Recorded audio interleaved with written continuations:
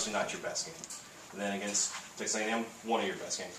What happens in a week to allow for that to happen, to allow that kind of change? You know, like I've said, you know, multiple times over this past couple of years, you can't let one game beat you twice. And after a game, you watch the film, you try to learn as much as you can from it, and you move on from it. So, you know, you don't think about the past. You don't think about anything that happened last game or what's going to happen next game. You just focus on, you know, what you're doing in the moment. And I think we had a really good plan, and we just went out there and executed it. Let's talk about what was working well the other night, now that you had a chance to review it. You know, obviously, I don't think we ran the ball as much as we did. You know, we decided that as an offense, and Coach Moore had decided that we were going to throw the ball, be a lot more balanced throwing and running.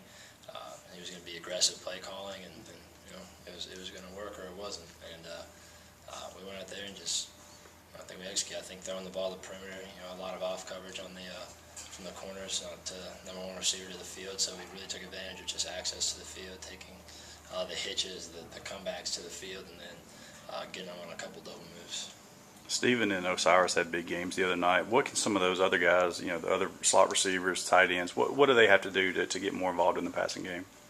I think it all kind of just comes down to what we're trying to attack as an offense, and what the game plan, you know, kind of is designed to do.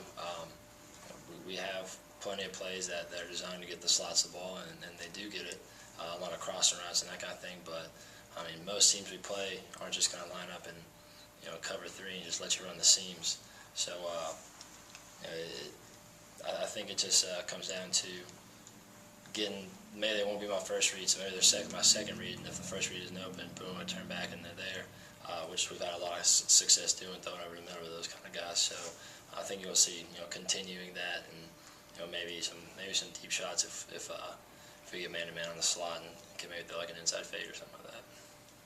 Coach Gessie talked about winning 50-50 balls. They've been a focus in summer and preseason. The other night was the first time it really saw on the field. How rewarding was that? It's huge. It's huge. You know, it just shows that you know, just because something didn't work, you know, at first we kept working on it. We kept improving. You know, me and the receivers, you know, we never got down on it. Neither one of us doubted the other, and we went out there and I gave them a chance, and they went up and made the play. So just got to keep that going, I guess. You know, they're not going to win every 50-50 ball. That's not reasonable, but they went out there and made some plays, which was great to see. Is that the best touch you put on a ball in a while? I guess you could say that, yeah.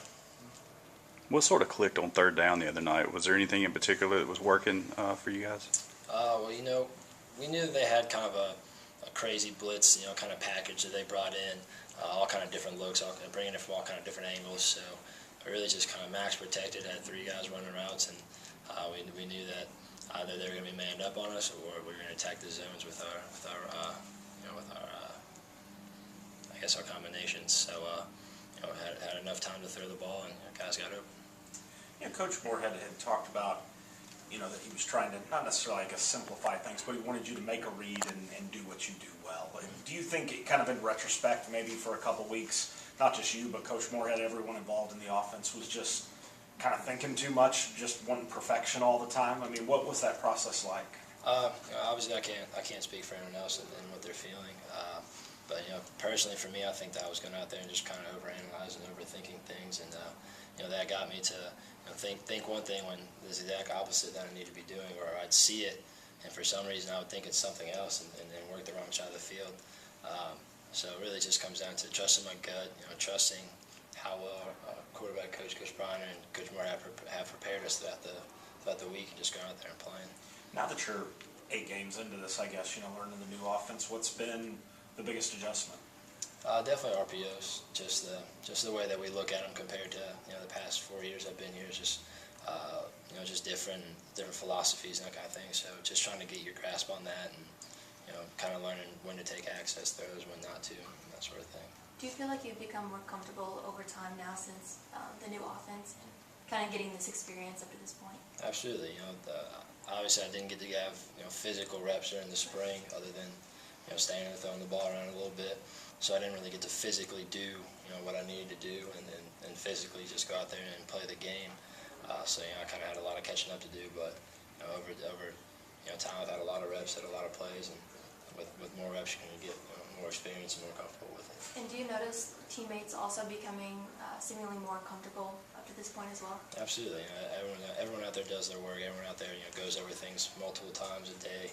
Everybody watches film. Everybody looks at their cut-ups. Everybody looks at their playbook. So, the more we look at it and the more we run it, we'll figure out, kind of what things work, where exactly a receiver needs to be on a route, or where I need to put the ball. So would you say then that maybe that's contributing to the success that you had last game and that maybe we can see in the future?